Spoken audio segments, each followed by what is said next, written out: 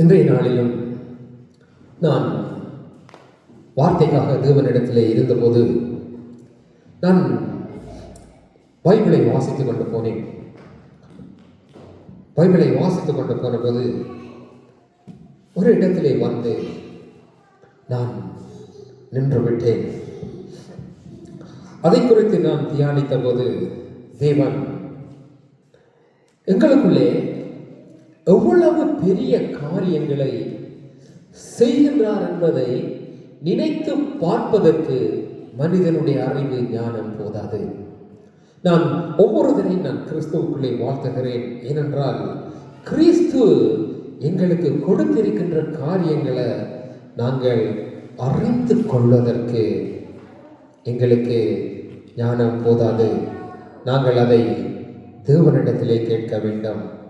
அதனாலே நான் யாக்கோபு என்கின்ற அவருடைய சீஷன் எழுதும் போது எழுதுகிறார், ஞானத்தில் உங்களின் ஞானத்தில் குறைவுள்ளவனாய் இருக்கிறான் என்றால் ஒருவன், யாக்கோபு முதல் அதிகாரத்தை வாசித்து பார்த்தீர்கள் என்றால் தெரியும், ஒருவன் ஞானத்தில் குறைவுள்ளவனாய் இருந்தால் சம்பூர்ணமாய் இருக்கிறவரும் கேட்கும் போது கடிந்து கொள்ளாதவரும் கோபம் கொள்ளாதவருமா இருக்கிற இடத்துல நீங்க கேட்டுக்கொள்ளுங்க, அப்பொழுது உங்களுக்கு அந்த ஞானம் கொடுக்கப்படும் என்று.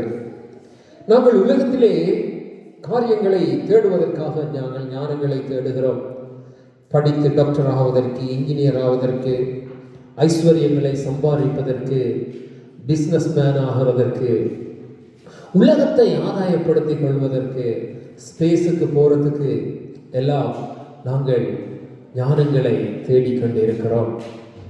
ஆனால் ஒருவன் இவ்வளத்தையும் செய்து கொண்டு தன்னுடைய ஜீவனை அவன் பாவத்துக்குள்ளே கொண்டு போய் நஷ்டப்படுத்தி விட்டான் என்றால் அவன் உலகத்தை இவ்வளமாய் ஆதாயப்படுத்தினதுனால ஞானம் வேஸ்டாய் போய்விடும்.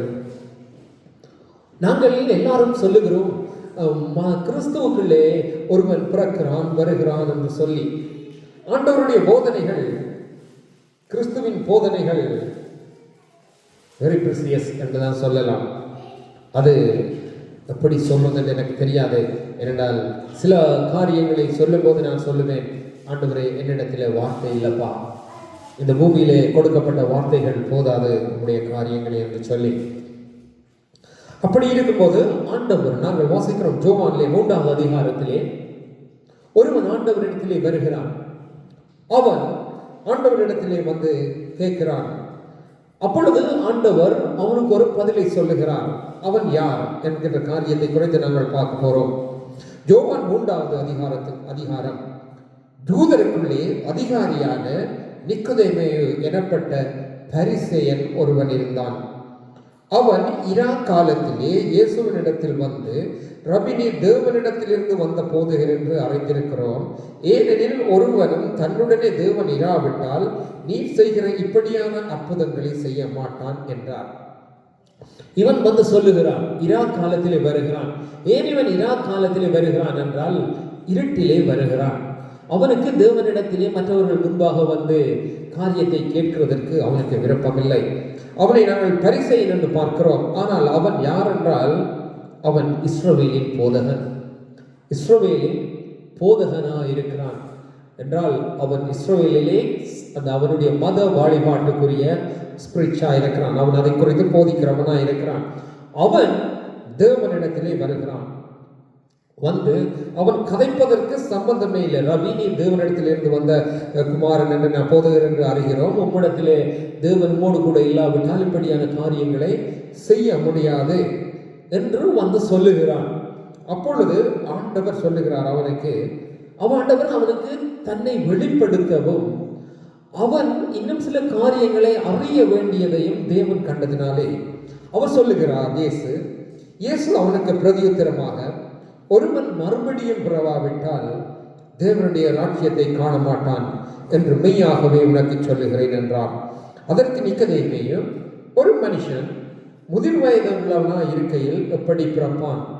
அவன் தன் தாயின் கற்பத்தில் 2ஆம் தரம் பிரவேசித்து பிறக்கக்கூடுமோ என்றான்.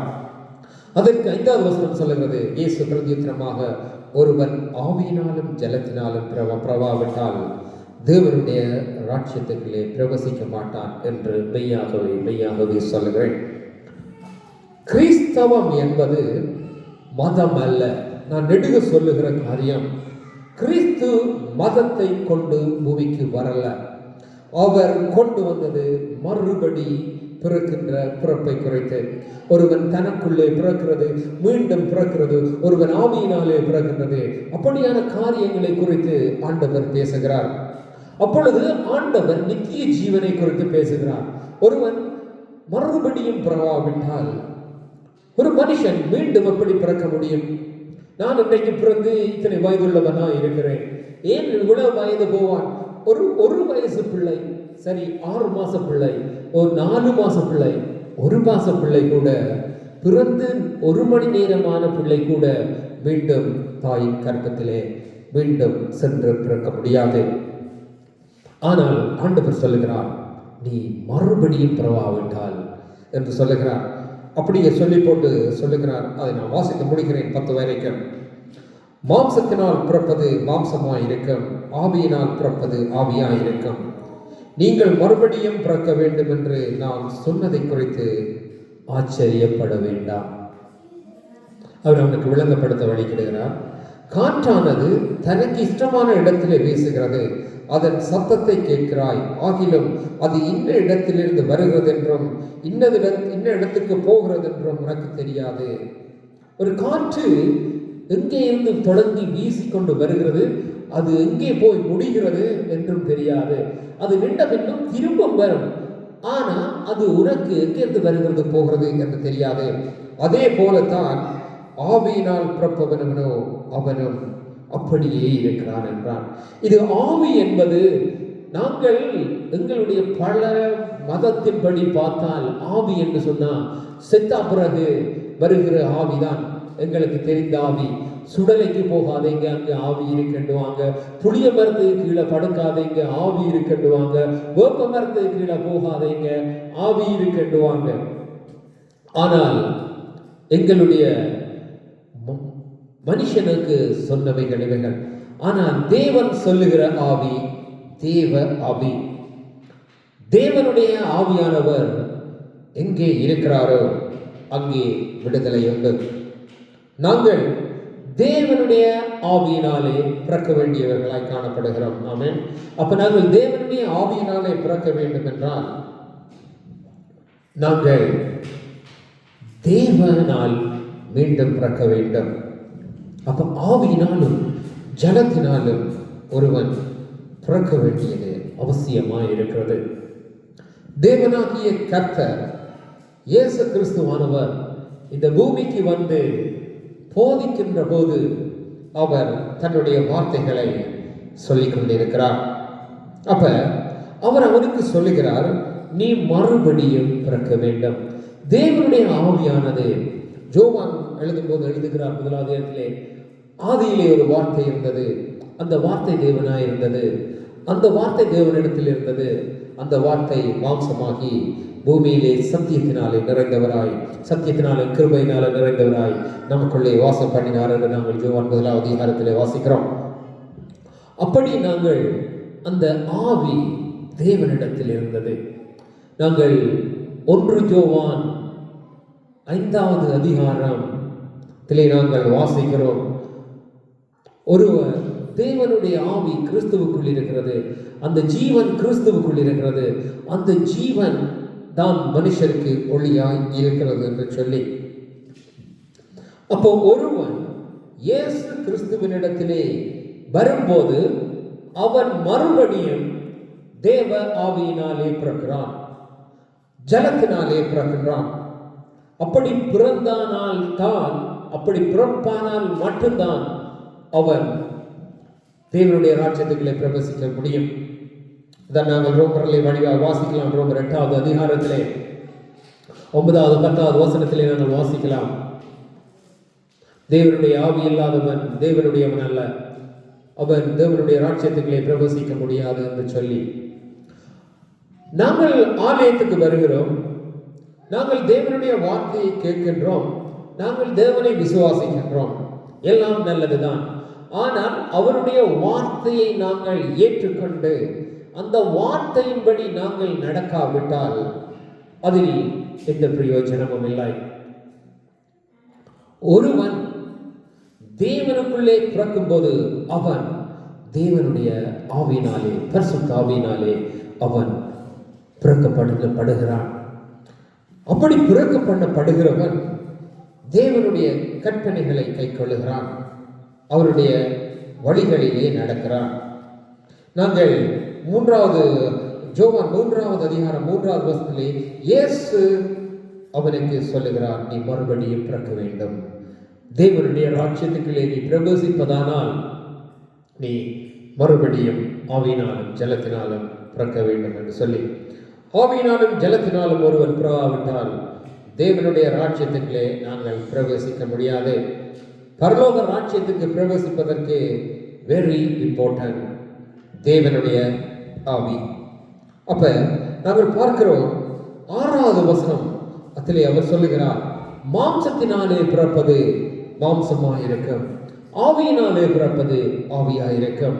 சொல்லுகிறார் தேவனுடைய ஆவியினாலே. அவன் தேவனுடைய ஆவி என்பது தனிய பரிசுத்தாவியான அவருடைய வார்த்தை, அது ஜீவனாயிருக்கிறது. அந்த வார்த்தையாகிய ஜீவனுக்குள்ளாக ஒருவன் பிறக்கும் போது அவன் தேவனை அறிகின்றான், பாவத்தை விட்டு விலகுகிறான், தேவனுக்கு பிரியமான வழிகளிலே நடக்கின்றான், அவன் தேவனுக்கு உரியவனாய் மாறுகிறான்.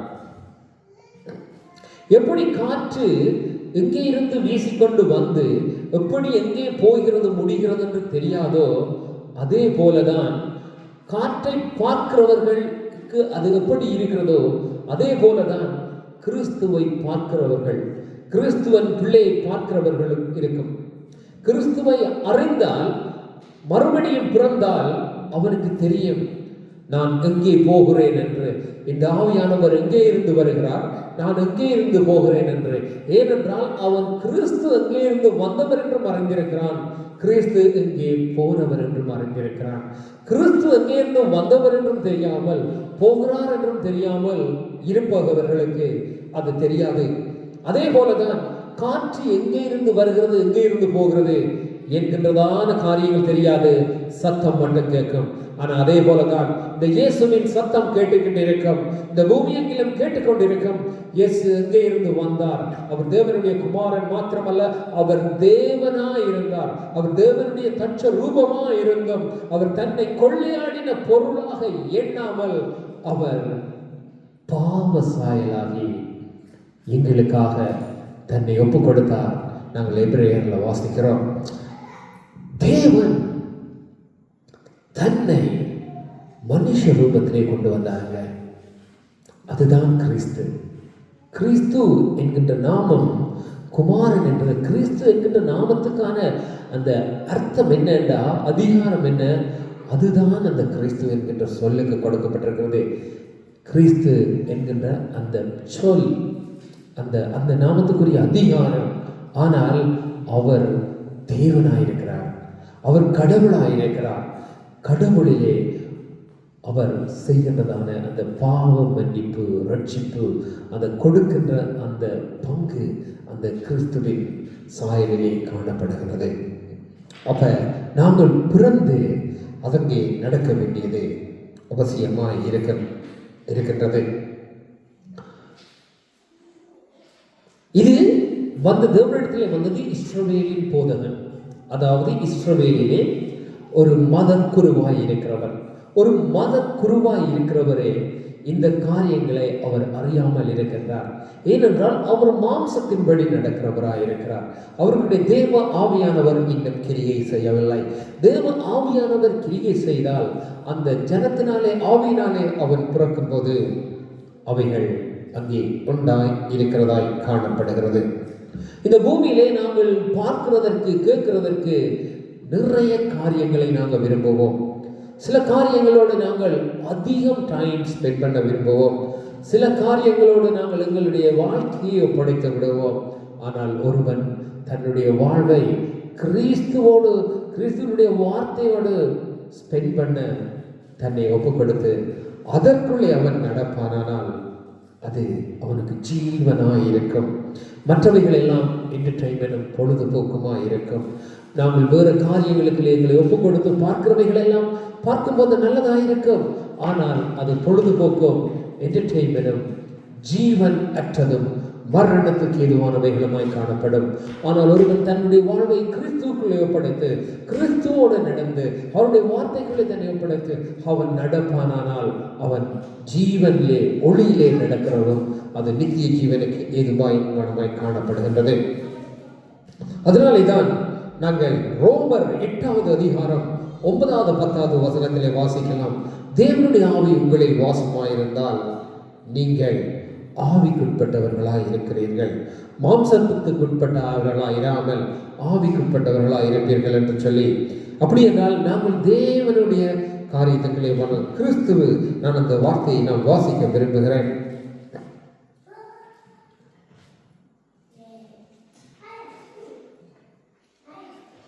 ரோமர் 9வது அதிகாரம் ரோமர் 8வது அதிகாரம்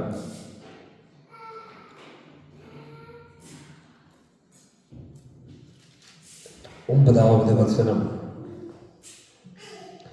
தேவனுடைய ஆவி உங்களில் வாசமாயிருந்தால் நீங்கள் மாம்சத்துக்குட்பட்டவர்களாயிராமல் ஆவிக்குட்பட்டவர்களாய் இருப்பீர்கள். கிறிஸ்துவின் ஆவி இல்லாதவன் அவருடையவன் அல்ல. இது வாசிக்கிறதுக்கு கொஞ்சம் விளங்காமல் போனாலும், அதாவது தேவனுடைய ஆவி என்பது பரிசுத்த ஆவியானவர், கடவுளுடைய ஆவியானவர்.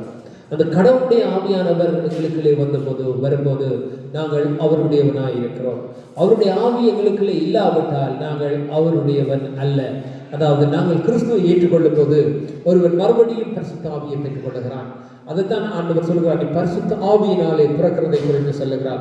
நாங்கள் பெற்றுக்கொள்ளுகிறதை தான் குறித்து பேசுகிறோம். ஏனென்றால் எங்களுக்கு வேண்டி வேண்டி வேண்டி தான் பழக்கம், கொடுத்து பழக்கம் இல்லை. அப்ப நாங்கள் புதிய காரியங்களை நாங்கள் இருக்கிற பிரகாரமாகவே இருந்து கொண்டு வாங்குறதற்கு விரும்புகிற மனுஷர்கள் நாங்கள். எங்களுக்குள்ளே மாற்றங்களையும் நாங்கள் விரும்புகிறதில்லை, புதிய காரியங்களையும் நாங்கள் விரும்பாத மனுஷர்களாக இருக்கிறோம். ஆனால் தேவனுக்குள்ளாக பிறக்கிற ஒருவன் அப்படி இருக்க முடியாது.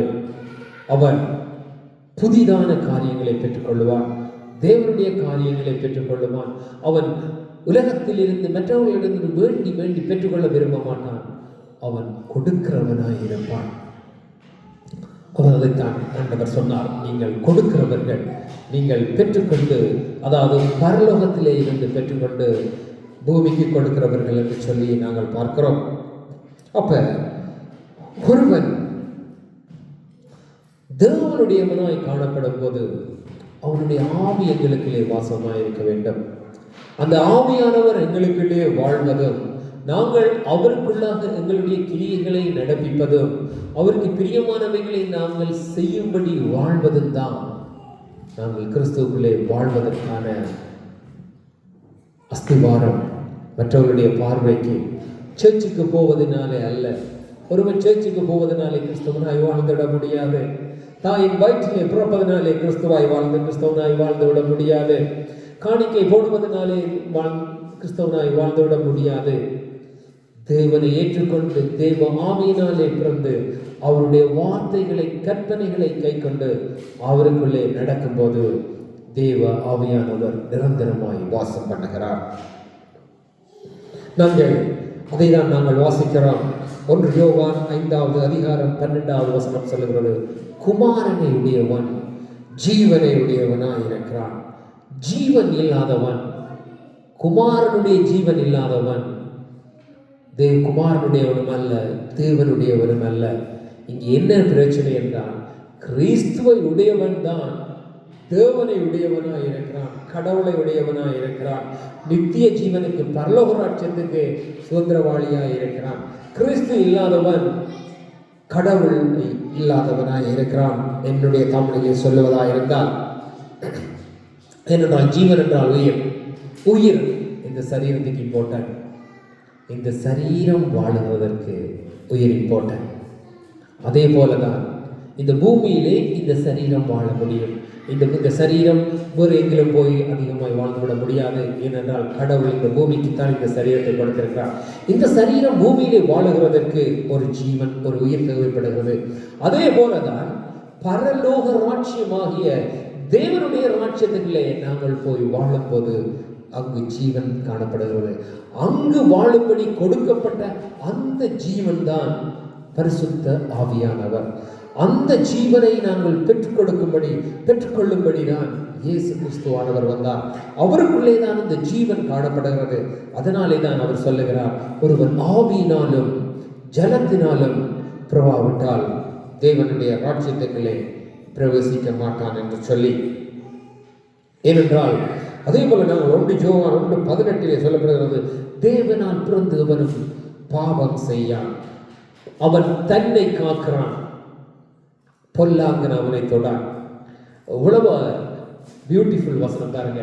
ஒரு தேவனால் ஒரு மனுஷன் பிறக்கும் போது தேவனுடைய ஆவி அவனுக்குள்ளே வரும்போது, அவருடைய வார்த்தை அவனுக்குள்ளே கிரியை செய்து, தேவனுடைய பலன் அவனுக்குள்ளே கிரியை செய்யும் போது, அவனுக்கு தேவனுடைய ஞானம் உண்டாயிருக்கும் போது, நல்லது இது கெட்டது இது என்று அறிந்து, தேவனுக்கு பிரியமானது இது பிரியமில்லாதது இன்னதென்று அறிந்து அவன் செயல்படும் போது, தேவனுக்கு பிரியமில்லாத அந்த பாவத்தை அவன் செய்யாமல் வாழும் போது, அவன் அப்படி வாழ்வதனால் அவனுக்குள்ளே அந்த ஜீவன் காணப்படுகிறதுனால நான் அவன் அப்படி வாழுகிறான். இல்லை என்றால் ஒருவனால் அப்படி வாழ்ந்து விட முடியாது. சாதாரண மனுஷனாலே அப்படி வாழ்ந்து விட முடியாது. அப்படி அந்த தேவன் கொடுத்த கிருபையாகிய அந்த பரிசுத்த ஆவியானவர் உள்ளுக்குள்ளே இருப்பதினால் அவன் பாவம் செய்யாமல் வாழ்வதனாலே அவன் தன்னை காத்துக் கொள்ளுகிறான். நாங்கள் எங்களை காத்துக்கொள்வது எங்களுடைய கிருபல்ல, அவர் எங்களுக்கு தருகின்ற ஈவு. ஆனால் அவருடைய வார்த்தை சொல்லுகிறது, நீ அப்படி இருக்கும்போது என்னுடைய வார்த்தை ஏற்றுக்கொண்டு என்னுடையவைகளை ஏற்றுக்கொண்டு என்னுடைய ஜீவனை பெற்று நீ பாவம் செய்யாமல் இருக்கிற போது நீ உன்னை காத்துக் கொள்ளுகிறாய்.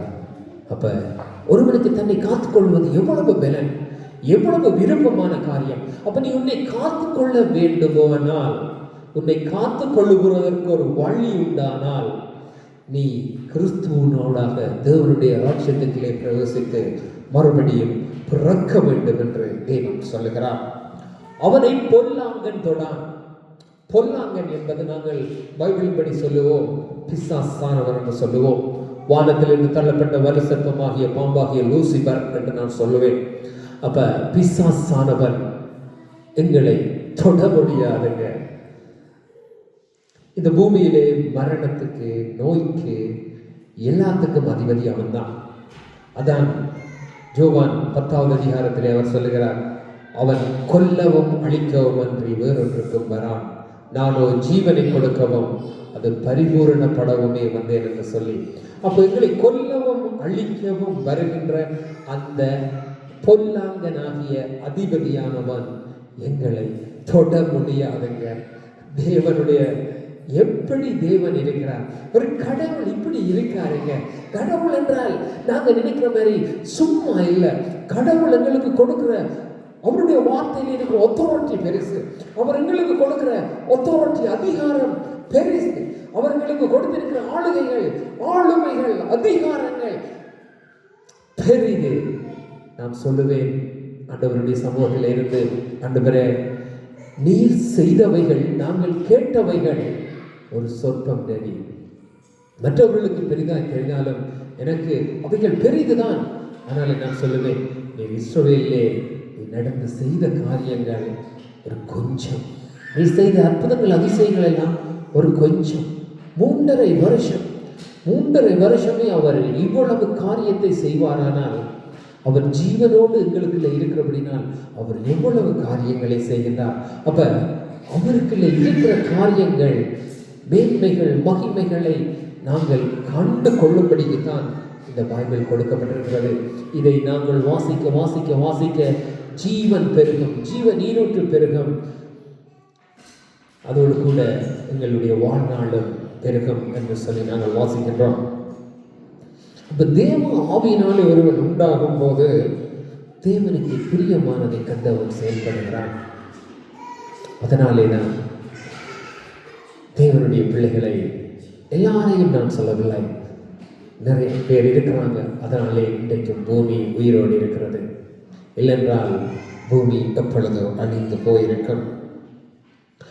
பரிசுத்த ஆவி இல்லாதவன், தேவனுடைய ஆவி இல்லாதவன், அவன் தான் என்ன காரியம் செய்கிறேன் என்று அவனுக்கு தெரியாமல் இருப்பதினால், அவன் அவைகளை நிதானித்து அறிந்து செய்யாததினால் அவனை பாவ மரணம் மேற்கொள்கிறது என்று நாங்கள் வாசிக்கிறோம். எல்லா வசனத்தையும் நான் வாசித்து காட்டிவிட முடியாது. ஏனென்றால் அதிலே எனக்கு பிடித்த இன்னொரு காரியம் இருக்கிறது. யோவான் 3வது அதிகாரத்திலே ஒருவன் கிறிஸ்துவுக்குள்ளே வரும்போது எப்படி வருகிறான் என்றால், நான் 21வது வசனம் வாசிக்கிறேன். 20வது வசனம் சொல்லுகிறது, பொல்லாங்கு செய்கிற இவனும் ஒளியை பகைக்கிறான், தன் கிரியை கண்டிக்கப்படாத படிக்கு ஒளியினிடத்தில் வராமல் இருக்கிறான். அதாவது இந்த பூமியிலே, உலகத்திலே தன்னுடைய இஷ்டப்படி, தன்னுடைய விருப்பப்படி, நான் செய்கிறது எல்லாம் சரி, நான் இப்படி வாழலாம், இது என்னுடைய நீதி, இது என்னுடைய இந்த காரியங்கள் என்று சொல்லி தன்னுடைய விருப்பப்படி எல்லாம் வாழுகிறவன், தன்னை சரி என்று சொல்லி வாழுகிறவன், தன்னுடைய பாவமானது சுத்திகரிக்கப்படும்படியும் விடுதலை அடையும்படிக்கும் அவன் ஒளியினிடத்திலே வராமல் இருக்கிறான். அதாவது அவன் ஒளியிடத்திலே வந்தால் அது தவறுண்டு கண்டு அதை கண்டித்து விட்டு விடாதபடிக்கு அவன் வராமல் இருக்கிறான். இவன் கிறிஸ்துவனிடத்தில் வராதவன். கிறிஸ்துவனிடத்தில் வருகிறவன் எப்படி இருக்கிறான் என்றால், சத்தியத்தின்படி செய்கிறவனாய் இருக்கிறான். ஒருவன் தேவனிடத்தில் வருகிறவன், கிறிஸ்துவனிடத்தில் வருகிறவன் சத்தியத்தின்படி செய்கிறவனாயிருந்து அவன் தன் கிரிகைகள் தேவனுக்குள்ளாக செய்யப்படுகிறது என்று வெளியாகும்படிக்கு அவன் ஒளியினிடத்தில் வருகிறான். அவன் அப்படி வரும்போது தனக்குள்ளே காணப்படுகிற அந்த பொல்லாத கிரியை அவன் பரிசுத்த ஆவியினாலே கண்டிக்கப்படும் போது அவன் அவைகளை விட்டு தேவனுக்குள்ளாக எந்த காரியம் நீதியுள்ளது என்று கண்டு அவனது நீதிக்குள்ளே வருகிறான். அந்த நீதி செய்கிறபடி அவன் தன் பலத்தினால செய்வதில்லை, தேவ ஆவியானவர் கொடுக்கிற பலத்தினால செய்கிறான். அப்படி வரும்போது தேவனுடைய கிரியை தனக்குள்ளே உண்டாயிருக்கத்தக்கதாய், நிறைவேறத்தக்கதாய் அவன் தேவனுக்கு இடம் கொடுக்கிறான். அப்ப கிறிஸ்துவுக்குள்ளே வருகிறது என்பது ஒரு மத மாற்றத்துக்குரிய காரியம் அல்ல. இன்னொரு மதத்தை விட்டு இன்னொரு மதத்துக்கு மாறி கிறிஸ்தவ மதத்துக்கு வர முடியாது. நான் சொல்வதற்கு மன்னிக்க வேண்டும், அநேகம் பேர் என்னை ஒருவன் இன்னொரு மதத்தில் இருந்து திருமணம் செய்வதற்காக மதம் மாறி கிறிஸ்தவனாய் மாறிவிட முடியாதுங்க.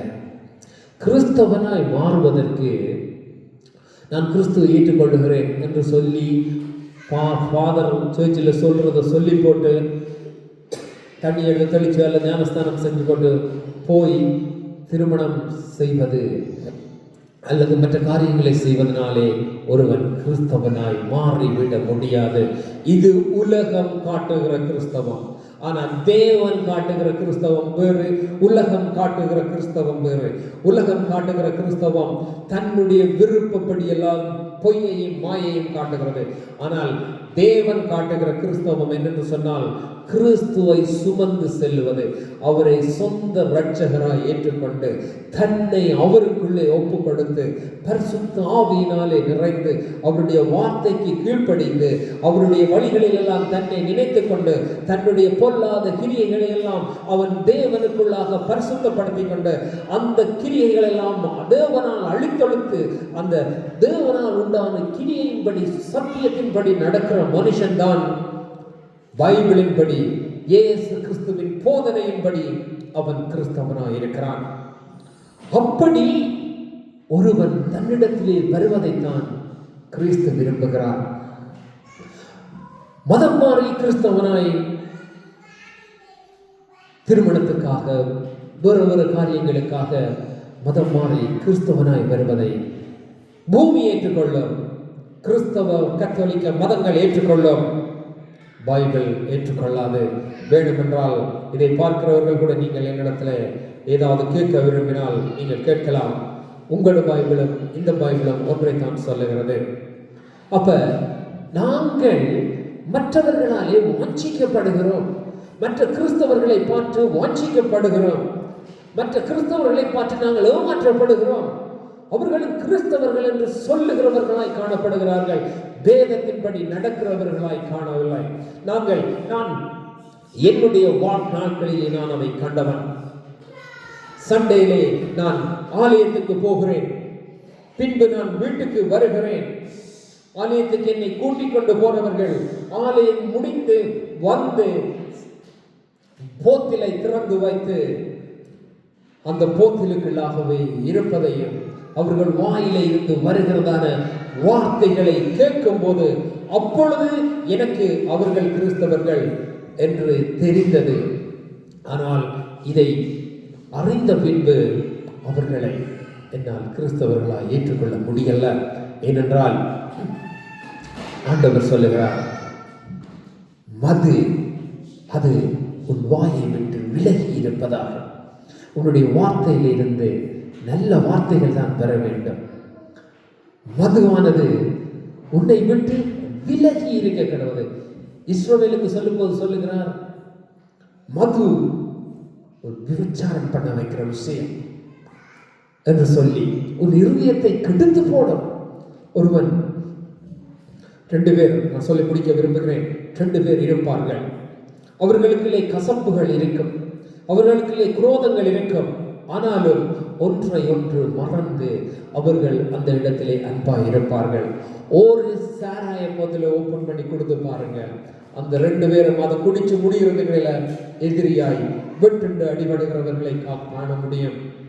ஏனென்றால் அந்த போதை அவளி பண்ணும் என்று சொல்லப்படுகிறது. அந்த போதை உள்ளுக்கு போன பிறகு அது பாவத்தை பிறப்பிக்கின்றது. அப்ப ஏன் நான் இதை சொல்லுகிறேன் என்று சொன்னால், யாரையும் குறை சொல்லும்படி இல்லை, அவர்களும் மனம் திரும்பணும். அதே நேரம் அவர்களை பார்த்து ஏமாறுகிறவர்களும் ஏமாறாதபடி காணப்படணும். ஆண்டவர் பைபிளிலே சொல்லுகிறார், நீங்கள் ஒருவனும் வஞ்சிக்கப்படாதபடி எச்சரிக்கையாயிருங்கள். அதே நேரம் இந்த சிறியரில் ஒருவனும் இடரலை உண்டு பண்ணுகிறவனை ஏந்திரக்கல்லை கட்டி நடுக்கடலிலே போடுவது நலமாயிருக்கும். அதாவது மன்னிக்க வேண்டும். அதாவது இந்த கிறிஸ்துவை அறியாமல் இருக்கிறவர்களுக்கு, அவர்கள் கிறிஸ்துவத்திலே வருவதற்கு அல்லது அவருடைய கிரியைகள் ஒளியிலே நடப்பதற்கு ஏதுவானபடி உங்களுடைய வாழ்வு காணப்படாமல் அவர்கள் இடரல் அடைவதற்கு ஏதுவான காரியங்களுக்கிலே அவர்கள் கிறிஸ்துவத்தில் வர முடியாதபடிக்கு நீங்கள் தடையாக இருப்பீர்களானால் உங்களை இந்த பூமியில் வச்சிருக்கிறத பார்க்கலாம் கழுத்த ஒரு பாரமான கல்லில் கட்டி கொண்டு போய் நடுக்கடலில் போட்டு விட்டுறோம். பொடி கூட வெளியில் வரக்கூடாது. ஏனென்றால் வெரி டேஞ்சரஸ். ஏனென்றால் பரலோக ராஜ்யத்துக்கு ஒரு மனுஷன் போகிறதுக்கு அவன் தடையாக இருக்கிறான் என்று அது வெரி டேஞ்சரஸ். நாங்கள் நினைக்கிறோம் கிறிஸ்தவம் என்பதும் சும்மா ஒரு மதம், இயேசு கிறிஸ்து என்கின்றது சும்மா ஒரு கடவுள், எல்லா கடவுளையும் போல ஒரு கடவுள். அவர் வந்திருக்கிறாரு, பாவத்தை மன்னிக்கிறாரு, இன்றைக்கு பாவம் செஞ்சுட்டு நாளைக்கு போய் மன்னிப்பு பெற்றுடலாம், அதே மாதிரி ஒவ்வொரு நாளும் செய்யலாம். எஸ், ஆண்டவர் பாவங்களை மன்னிக்கிறவர். எப்படி என்றால், நாங்கள் அவரை அறியக்கு முன்பு நாங்கள் தெரியாமல் பாவம் செய்தோம். அவரை அறிந்த பின்பு தெரியாமல் ஒரு தவறுதலாய் நாங்கள் பாவம் செய்கிறோம். அவர் மன்னிக்கிறார். மனப்பூர்வமாய் இது பாவம் என்று தெரிந்தும் தெரிந்தும் தெரிந்தும் ஒருவன் செய்வானால் ஆண்டவர் சொல்லுவார், மனம் திரும்ப டைம் கொடுப்பார். 1 வருஷம் 2 வருஷம் பல வருஷம். ஆனால் அவன் இல்லை, நான் என்னை கெடுத்துக்கொள்ளத்தான் போகிறேன் என்று அவனுடைய இருதயத்திலே முடிவெடுத்துட்டான் என்று ஆண்டவருக்கு தெரிஞ்சா ஆண்டவரை சொல்லுவார், இனி உன்னால் என்னை விடுவிக்க முடியாது என்று சொல்லி. பாவமானது வெரி டேஞ்சர். பாவம்தான் மரணத்தின் அதிபதி, பாவம்தான் மரணத்தின் வேர், பாவம்தான் தேவனையும் மனுஷனையும் விட்டு பிரிக்கின்ற காரியம். கடவுளையும் ஒரு மனுஷனையும் இணைக்கின்றவர் தேவாவியானவர். வார்த்தை, பரிசுத்தம் அவருக்குள்ளே வாழுகிற காரியம், இந்த ஜீவன் அவருக்குள்ளே அவரோடு இணைக்கிற காரியம். அவரை விட்டு, கடவுளை விட்டு பிரிக்கிற காரியம் முதலாவது பாவம். அந்த பாவத்தை தேவன் வெறுக்கிறவராக இருக்கிறார். நாங்கள் தகப்பனே, நமக்கு நான் நன்றி செலுத்துகிறேன். ஆண்டவரே, உம்முடைய ஜீவனுள்ள வார்த்தைக்காக நன்றி ஆண்டவரே. ஒருவன் தன்னுடைய கிரிகையானது ஒளியில் இருந்து, அதாவது கிறிஸ்துவோடு இணைந்திருக்கும்படி அவன் உம்மிடத்திலே வருகிறான். அப்படியாய் நீர் எங்களுக்கு பாராட்டின கிருபைக்காக நன்றி. எங்களுடைய கிரியை எல்லாம் ஆண்டவரே ஒளியின் கிரியாய் இருக்கும்படி அது ஒளியரங்கமாய் காணப்படட்டும் ஆண்டவரே. தகப்பனே, பிதாவாகிய தேவனே, நீர் கிறிஸ்துவாய் வந்தீர். கிறிஸ்துவுக்குள்ளே இருந்து ஒளியின் கிரியைகள் வெளிப்பட்டது. அவருக்குள்ளே பாவம் இல்லை. அதே போல எங்களுக்குள்ளே பாவம் இருந்தது. அவருடைய ஒளி எங்களுக்குள்ளே வந்து அவருடைய கிரியைகள் எங்களுக்குள்ளே வந்தபோது அந்த பாவம் மரித்து விட்டது, எங்களை விட்டு சென்று விட்டது. அந்த பாவத்தின் கிரிகை மறுபடியும் எங்களுக்குள்ளே காணப்படாமல் உம்முடைய வெளிச்சமானது எங்களுக்குள்ளே கிரியை செய்யும்படி நீர் எங்களுக்குள்ளே ஜீவனாயிருக்கிறேன். அப்படியாய் பரிசுத்த ஆவியினாலும் ஜனத்தினாலும் பிறந்த மனுஷர்களாய் நாங்கள் மரண பரியந்தம் வாழ தேவரீர் நீர் எங்களுக்கு கிருபை பாராட்டுவீராக. ஆண்டவரே, இந்த பூமியிலே சிறியரில் ஒருவருக்கும் இடரல் உண்டாக்குறது மனுஷனாய் வாழ எனக்கு கிருபை தாங்க நடி. உங்களுடைய சமூகத்திலே ஒப்புக் கொடுக்கிறேன். எங்களை பரிசுத்தப்படுத்த தாங்கும் ஏந்தும் சகல துதிகன மகிமையும் மரித்து ஈர்த்தெழுந்த நசரேயனாகிய இயேசு கிறிஸ்துவின் நாமத்தில் ஜெபிக்கிறேன் பிதாவே. ஆமென், ஆமென்.